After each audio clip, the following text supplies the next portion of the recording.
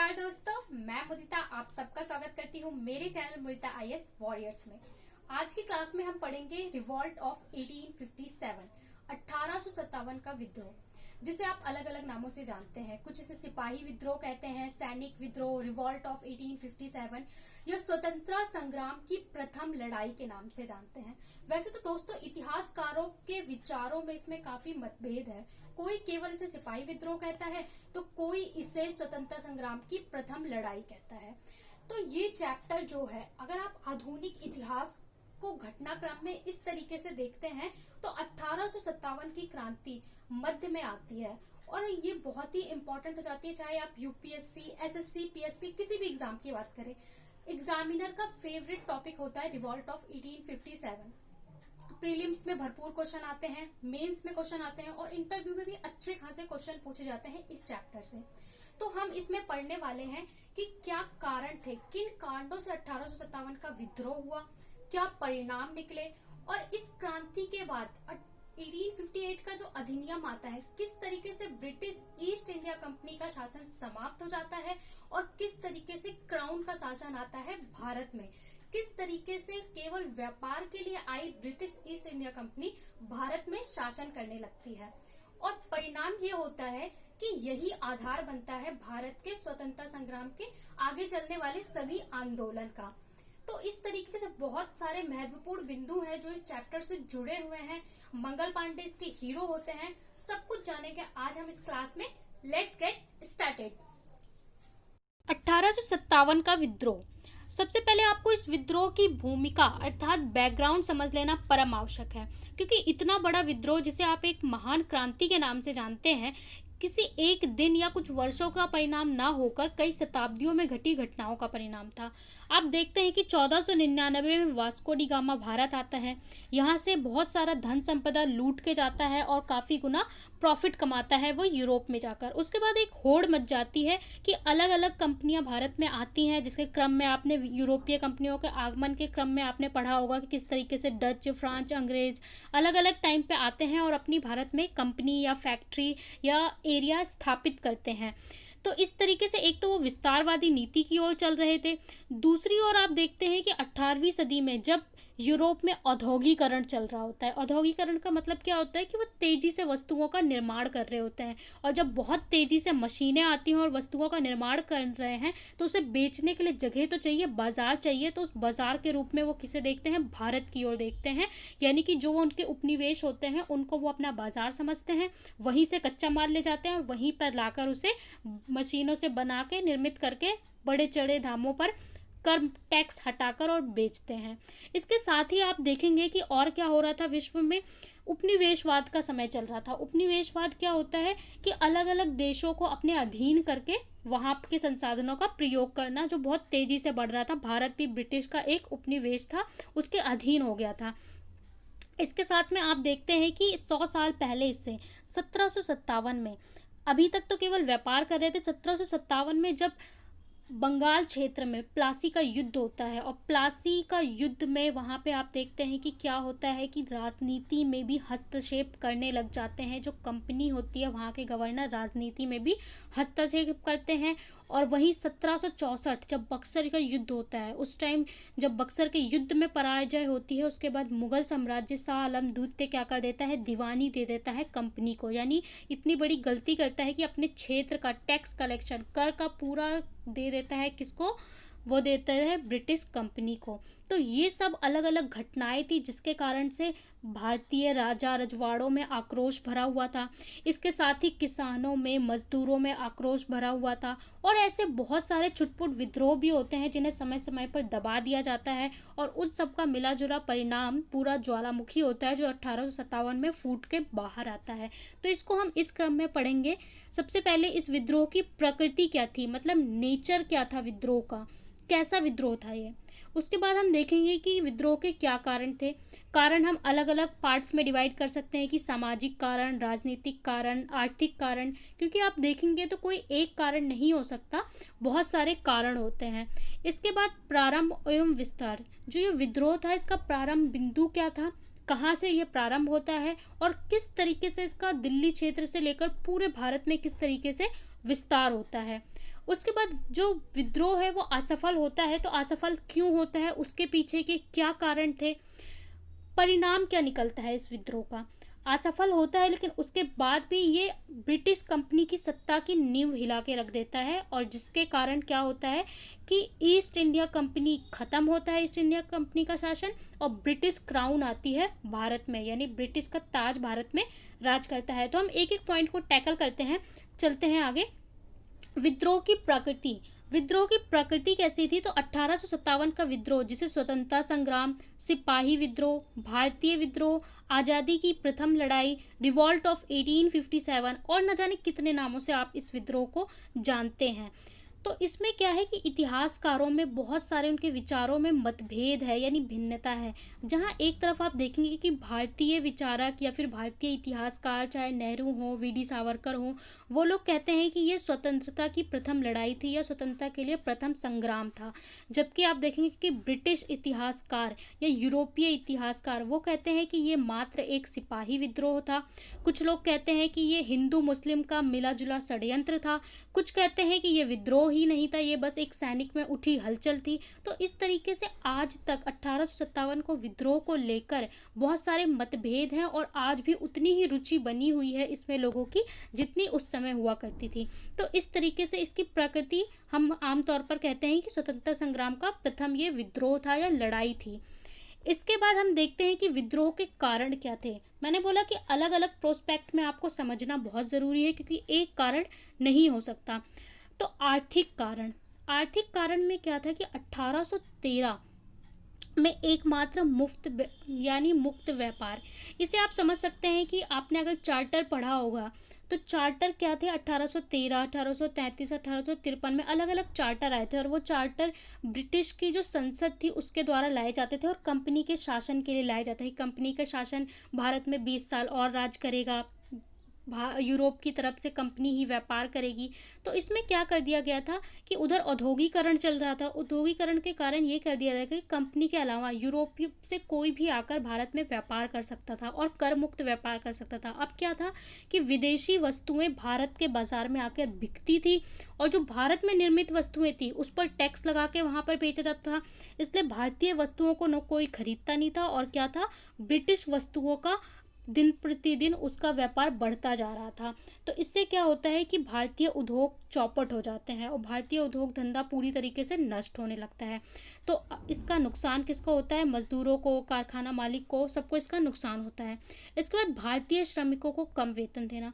जहाँ एक तरफ अगर सेम काम अगर ब्रिटिश मजदूर कर रहा है तो उसको वो क्या करते थे, ज़्यादा वेतन देते थे, और भारतीय मजदूरों से वो मनमानी तरीके से काम करवाते थे, उनका वेतन भुगतान भी बहुत कम करते थे। मतलब उनसे बंधुआ मजदूरी तो नहीं करवा रहे थे, लेकिन उन्हें काफ़ी हीन भावना से देखते थे, काफ़ी कम वेतन देते थे।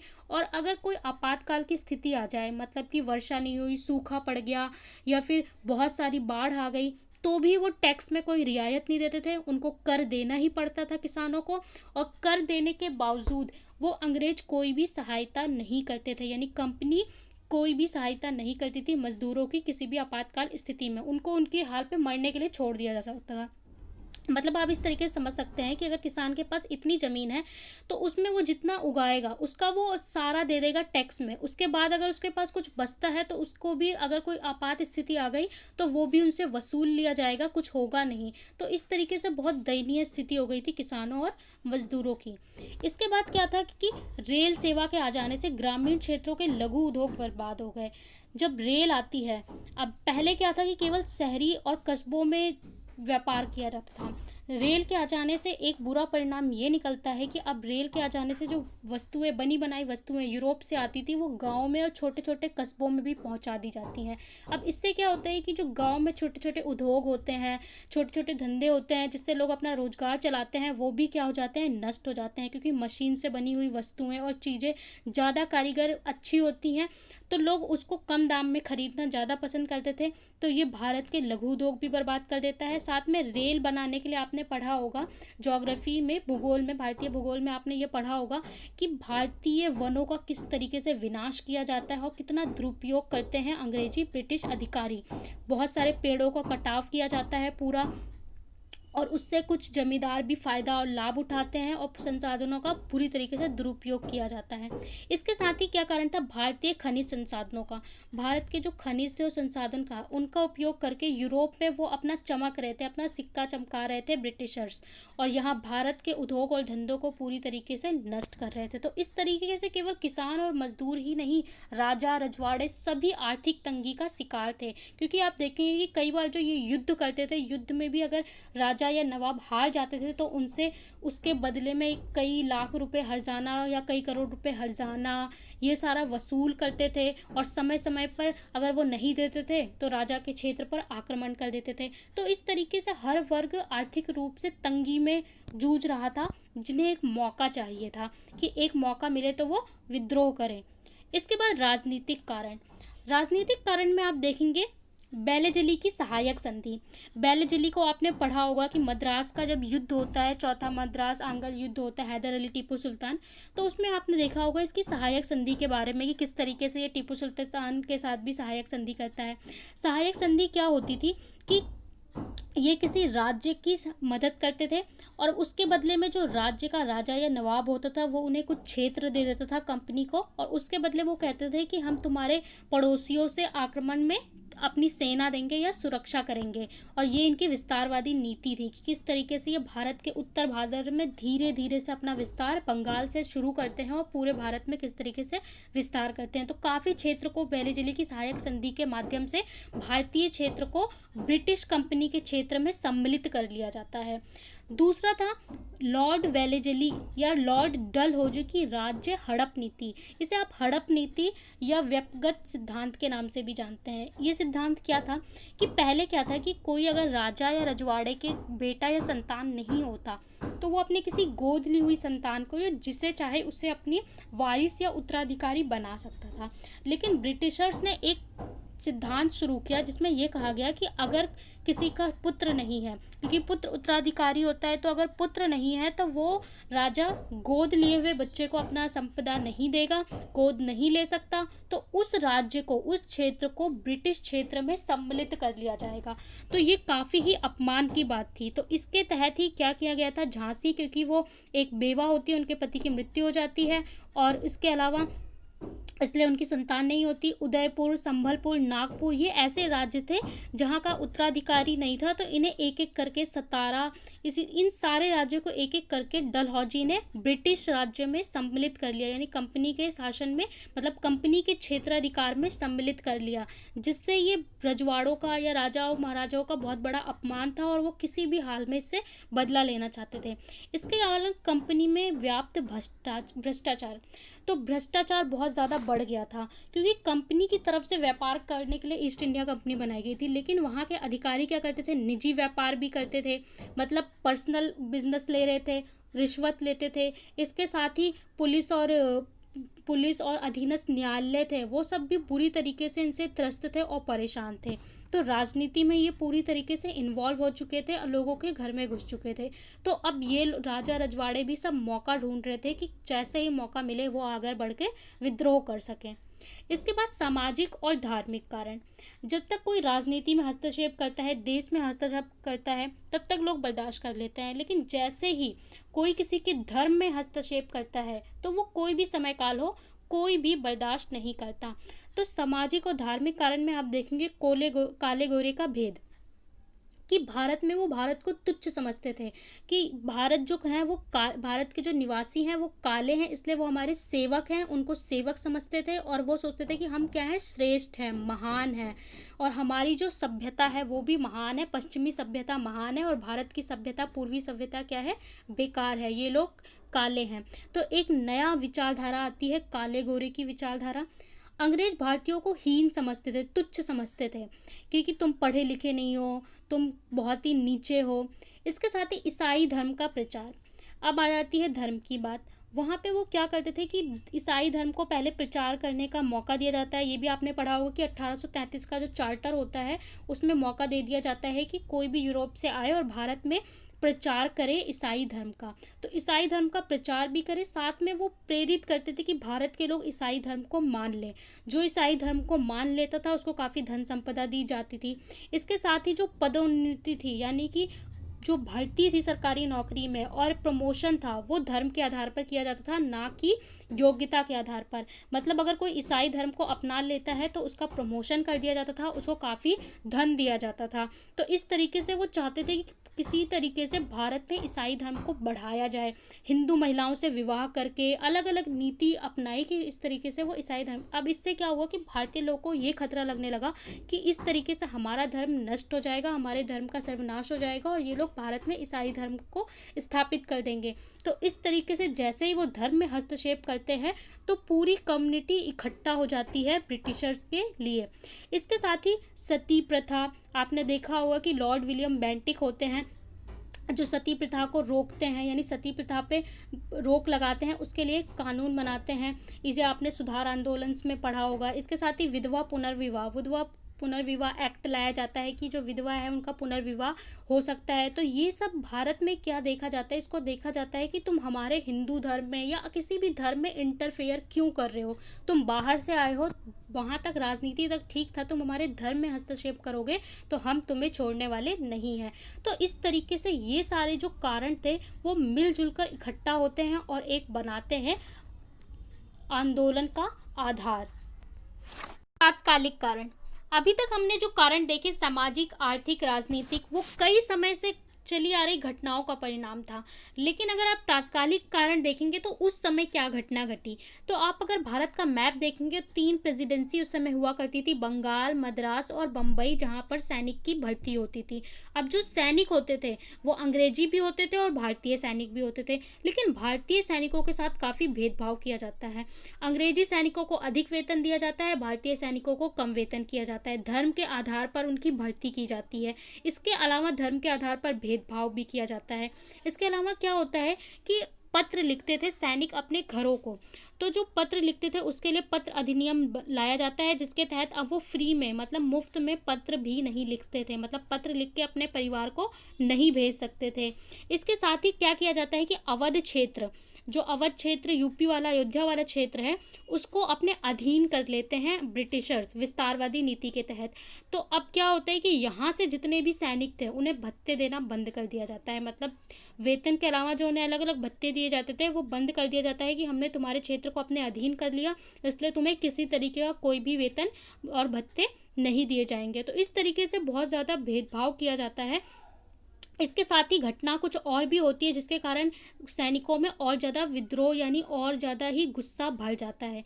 कि आटे के चूर्ण में हड्डियों की मिलावट की जाती है, मतलब उनके लिए जो खाना तैयार किया जाता है सैनिकों के लिए, उसके आटे में ये खबर आती है कि हड्डियों का चूरा मिलाया जाता है। और वो ऐसा इसलिए करते थे कि जो भारतीय हैं वो ईसाई धर्म को अपना लें, क्योंकि ये उनके धर्म के खिलाफ था।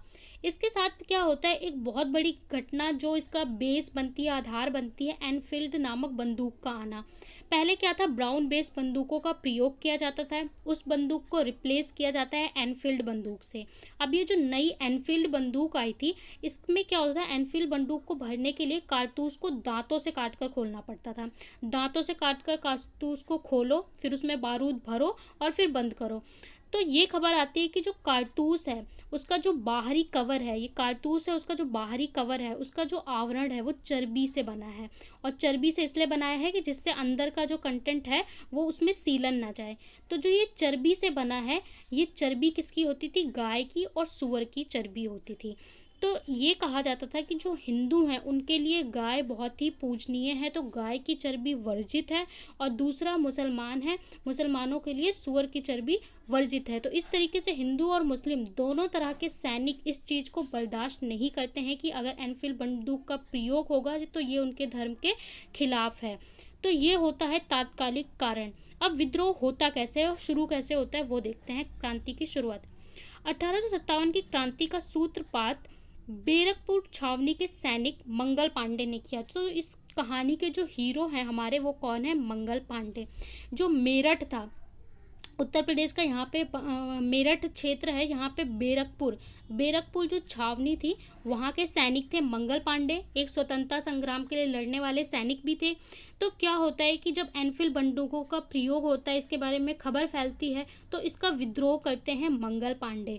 लेकिन जो ब्रिटिशर्स हैं, ये अधिकारी थे, वो इस बात को मानते नहीं और विद्रोह को दबाने की कोशिश करते हैं। 29 मार्च 1857 को नए कारतूसों के प्रयोग के विरुद्ध मंगल पांडे ने आवाज़ उठाई, मतलब उन्होंने खुले तौर पर इसके लिए लड़ाई की, आगे आते हैं लड़ाई के लिए। जब वो ऐसा करते हैं तो क्या होता है कि जो अधिकारी थे वो उनको रोकने के लिए आगे बढ़ते हैं, जिसके लिए मंगल पांडे 2 अधिकारियों को गोली मार देते हैं और जो उनके सामने आता है उसको उससे लड़ाई में हार जाता है। मंगल पांडे सबको लड़ते हुए आगे जाते हैं। तो कारतूस में ये क्योंकि पता था सबको कि सुअर और गाय की चर्बी है जो धर्म के खिलाफ है, इसलिए पूरी तरीके से सैनिक आक्रोश में थे। अब क्या होता है कि छावनी में जो भी अधिकारी मंगल पांडे को करने के लिए सामने आता है वो मारा जाता है। अब इसके तहत क्या होता है, मंगल पांडे ने इतना विद्रोह किया, एक चिंगारी जगाई, क्योंकि सब लोग चुपचाप सह रहे थे, देख रहे थे, लेकिन मंगल पांडे जब सामने आते हैं तो सब में थोड़ा सा उत्साह बढ़ता है। तो मंगल पांडे को पकड़ के जेल में डाल दिया जाता है और 8 अप्रैल 1857 को मंगल पांडे को फांसी की सज़ा दे दी जाती है। और किस लिए? कि उनने गोली चलाई थी ब्रिटिश अधिकारियों पर, तो इसलिए। लेकिन क्या था कि उन्हें फांसी तो दे दी गई, लेकिन एक बीज बो दिया जाता है सैनिकों के मन में, और सैनिक के मन में उत्साह बढ़ जाता है सामने आकर विद्रोह करने का। इसके बाद 6 मई, अप्रैल में उनको फांसी दे दी गई, मार्च में उन्होंने प्रारंभ किया था। 6 मई को क्या होता है, 6 मई 1857 को फिर से भारतीय सैनिक क्या करते हैं, नए बंदूकों के प्रयोग पर विद्रोह करते हैं या विरोध करते हैं कि हम इसका प्रयोग नहीं करेंगे। और जहां वहां पे सिर्फ एक ने किया था मंगल पांडे ने, यहाँ पे कुछ सैनिक का समूह विद्रोह करता है। तो अब क्या होता है कि जो जो विरोध कर रहा होता है उन सैनिकों को उठा के जेल में डाल दिया जाता है और 10 वर्षों की सज़ा दी जाती है। साथ ही उनके हथियारों को छीन लिया जाता है। जब सैनिकों के हथियारों को छीन लिया जाता है तो इसे वो अपमान के तौर पर देखते हैं, क्योंकि भारत में किसी महिला से गहने छीन लेना और एक सैनिक से हथियार छीन लेना एक अपमान की दृष्टि से देखा जाता था, कि हथियार छीन लेना मतलब उसका आभूषण छीन लिया, तो इसे अपमान मानते हैं। तो इस महिलाएं और पुरुष सभी से अपमान की तरफ पे देखते हैं और सारे सैनिक और ज़्यादा क्या होते हैं, और ज़्यादा भड़क जाते हैं। शांत होने की बजाय अंग्रेज़ों ने सोचा था कि हम कुछ सैनिकों को अगर जेल में डाल देंगे तो बाकी सारे शांत पड़ जाएंगे, पर उल्टी चाल हो जाती है और सैनिक और ज़्यादा भड़क जाते हैं और एक योजना बनाते हैं। 10 मई 1857 को मेरठ की छावनी के सैनिक स्टार्ट कर देते हैं विरोध करना, और वो क्या करते हैं, जेलों को तोड़ना शुरू कर देते हैं। जितनी जेलें थी और जिसमें भारतीय सैनिक थे, भारतीय सैनिक को मुक्त करते हैं, जेलों को तोड़ते हैं, अंग्रेजों को मारना पीटना शुरू कर देते हैं और तेजी से एक विद्रोह के रूप में ये बदल जाती है घटना। जब ये घटना इस तरीके से आगे बढ़ती है तो मेरठ की सफलता के बाद, अब मेरठ में ये लोग सफल होते हैं तो क्या करते हैं, दिल्ली की तरफ कूच करते हैं। अब दिल्ली जाते हैं तो मुगल बादशाह थे बहादुर शाह जफ़र, तो बहादुर शाह जफ़र उनको अपना सम्राट घोषित कर दिया जाता है कि ये हमारे सम्राट हैं। और जब ये खबर पहुंचती है तो धीरे धीरे करके अलीगढ़, इटावा, आजमगढ़, गोरखपुर, अलग अलग क्षेत्रों में, लखनऊ, अलग अलग क्षेत्रों में आप देखेंगे कि वहाँ के जो लीडर्स हैं वो स्वतंत्रता की बिहुल बजाते हैं कि मतलब हम स्वतंत्रता के लिए लड़ाई कर रहे हैं। और एक अफवाह भी फैली थी कि 1757 में प्लासी के युद्ध में ये शुरू हुआ था और 1857 यानी 100 साल में अंग्रेजों का शासन समाप्त हो जाएगा। तो इस तरीके की एक अफवाह भी फैली थी। तो इस तरीके से ये जो पूरी घटना चलती है वो दिल्ली से लेकर पूरे क्षेत्र में फैल जाती है और पूरे क्षेत्र में एक स्वतंत्रता के लिए उत्साह उत्पन्न होता है। और इसी उत्साह के बाद आगे क्या होता है, सफलता से प्रभावित होकर और भी राजे रजवाड़े इसमें भाग लेते हैं। अगर आप मैप में देखेंगे, उस वक्त के मैप को अगर आप देखना चाहेंगे कि 1857 के विद्रोह के वो कौन से क्षेत्र थे जो केंद्र बिंदु थे, यानी जहाँ से प्रारंभ होता है और उससे उत्साहित होकर और भी लोग इसमें पार्ट लेते हैं, तो वो क्षेत्र था मेरठ, यहाँ पर है मेरठ, ये है बरेली, यहाँ पर लखनऊ, ग्वालियर, भरतपुर, बांदा, आजमगढ़। ये जो रेड पोर्शन दिखाया हुआ है ये वो क्षेत्र था जो केंद्र बिंदु था। और आप देखेंगे कि ये वाला पूरा जो क्षेत्र था, जो बांग्लादेश अगर आप हटा दिया गया है, ये पूरा बंगाल का क्षेत्र था। तो बंगाल प्रेसिडेंसी थी, यहाँ मद्रास प्रेसिडेंसी थी, यहाँ मुंबई प्रेसिडेंसी थी। तो किस तरीके से ये पूरा ये जो क्षेत्र था ये 1857 के विद्रोह का क्षेत्र था। तो इसमें हमने अभी तक क्या देखा कि प्रकृति क्या थी आंदोलन की, कारण क्या थे, किस तरीके से प्रारंभ होता है। नेक्स्ट वीडियो में हम देखेंगे, यानी नेक्स्ट पार्ट में हम देखेंगे कि किस तरीके से इसका विस्तार होता है और किस क्षेत्र में किस लीडर ने उसका नेतृत्व किया, किस तरीके से बागडोर संभाली, झांसी की रानी, तात्या टोपे कौन थे, नाना साहब कौन थे, इन सब के बारे में हम देखेंगे। और साथ ही क्या परिणाम निकलता है, किस तरीके से ईस्ट इंडिया कंपनी के शासन को समाप्त कर दिया जाता है और 1858 का जो अधिनियम आता है, ब्रिटिश क्राउन के हाथों में किस तरीके से सत्ता चली जाती है, ये पूरा जो इसका कंक्लूजन निकालने का पॉइंट्स हैं वो हम देखेंगे नेक्स्ट वीडियो में। इस चैनल पे अगर आपको पॉलिटी की वीडियोस देखनी है तो वो आप नीचे दिए गए लिंक से देख सकते हैं। मॉडर्न हिस्ट्री के और भी ज़्यादा प्लासी और बक्सर के युद्ध के वीडियोस देख सकते हैं। अगर आपको ये वीडियो अच्छा लगा है तो लाइक करें, शेयर करें और सब्सक्राइब करें। देखने के लिए थैंक यू सो मच।